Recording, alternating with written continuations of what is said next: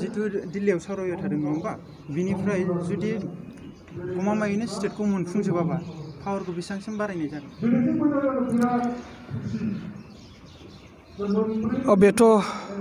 बेथ' नंगौ भारत सरकार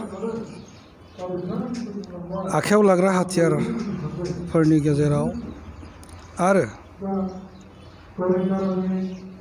गुबुन गुबुन दल संगठनफोरनि गेजेराव बर'फोरनि मोनसे राजखान्थियारि जि समस्या बे समस्याखौ पिस टकनि गेजेरजों भारत सरकारनि जि मोनसे सिद्धांत जे गोख्रैनो बर'फ्रा गासैबो गनायनो हानाय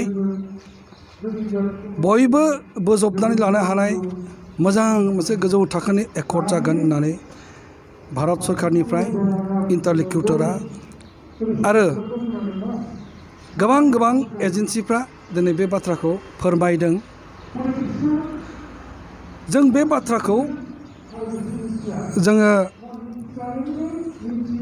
आसलते मार बर'फोरनो मा रोखोमनि मडालिटिस जानो हागौ बर'फोरनि थाखाय जों बेखौ दिनैसिम सावरायनाया जिहेतु जोबलांबाय बेनिखायनो जों बेखौ गासैबो नेदों।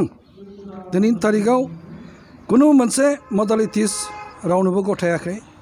बे मडालिटिसआ भारतनि इन्टारलिक्युटर बिथांनि आखायावनो दङ आरो जोङो बुंदों जे नोंथांमोना बेबायदि सानदोंब्ला जों नायनि जुदि बे गनायथावब्ला बेखौ जोङो आजावगोन, जुदि गनायथाव नङाब्ला जों बेखौ सिन्था खालामगोन। आरो सिमानि बादै जोंहा स्पष्ट बिटिसि एकर्डनि उनाव बर' हारिखौ बे एकर्डआ खावनै बोखावनानै दोनदोंमोन। बेनिखायनो जोङो सानदों आरो एनडिएफबिनि चार्टार अफ डिमान्डआव जों बेखौ मोजाङैनो लिरनानै भारत सरकारजों जावले सावरायबाय जे सानजाहा थानाय कन्टिगुवास बर'फोरनि गामिफोरखौ सरजाबनानै जों हिसाब खालामनानै मोनदों 1194 गामिया दाबो बे एरियाखौ बर'लेण्डआव सोनानै होनो हानायनि मोनसे थासारि दङ। बेखौ खालामनांगौ। बिनि अनगायैबो बायह्रायाव थानाय जायखौ बोनथुम हरनो हाया बेबायदि ओनसोलखौ बर' आरो ट्राइबेलफोरनि थाखाय संबिजिदारि मोनसे मोनथाय जेराव हा हुआ बिसोरनि राव हारिमुआ बिसोरनि हा हुआ बासायजायो बेबायदि रोखोमनि मोनसे सेटेलाइट अट'नमास आरो बेबो 6 सिडुलनि गेजेराव जानांगौ होननानै जों दिनै बेखौ बुंबोदों। दिनै भारत सरकारा बेफोर गासै बाथ्राफोरखौ खोनासंनायनि उनाव बेबादि मोनसे मा रोखोमै दिनै होगोन बेखौ जोङो दिनै नेबाय थादों। जों बेखौ बिसार खालामनाय जागोन। बर'नि सेकेन्ड एकर्डआथ' बिटिसिआनो जाबाय। दा नोंथांनि साननायाव जि थार्ड एकर्ड जागोन बे इउनियन टेरिटरियानो जानो हागौ होननानै सानो नामा?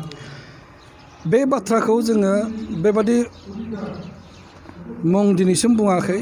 गोबां बाथ्रा खोनादों मालाबा इउटिसि जागोननो इउटिसिखौनो लानांगौनो बेबायदि होननाय जायाखै। जोंनि बर'फोरनि डिमान्डआ जाबाय सेपारेट स्टेट आलादा रायजो।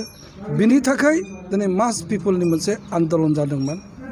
दिनै बेनि सायावनो जों मेम'रेन्डामखौ होनाय जादों। दा भारत सरकारा बै सेपारेट स्टेटनि बाथ्राखौ दिनै बिथाङा बारे बुंदों जे बेखौ सिन्था खालामनो हानाय जायाखै। खिन्थु बर'फ्रा सिन्था खालामनो नाङा। जि मोनसे थामथि एकर्ड जागोन भारत सरकारा दिनै डिसिसन लानानै दोनदों। जि मोनसे थामथि एकर्ड जागोन बे एकर्डखौ दिनै जियानो जाथों जि नामाकरणजों जायाथों मानो बे एकर्डआ बै मडालिटिसआ बर'फोरनि थाखाय एक्सेप्टेबल जागोन आरो जों बेखौ खालामगोन होननानै बिथांमोना बारे बुंदों।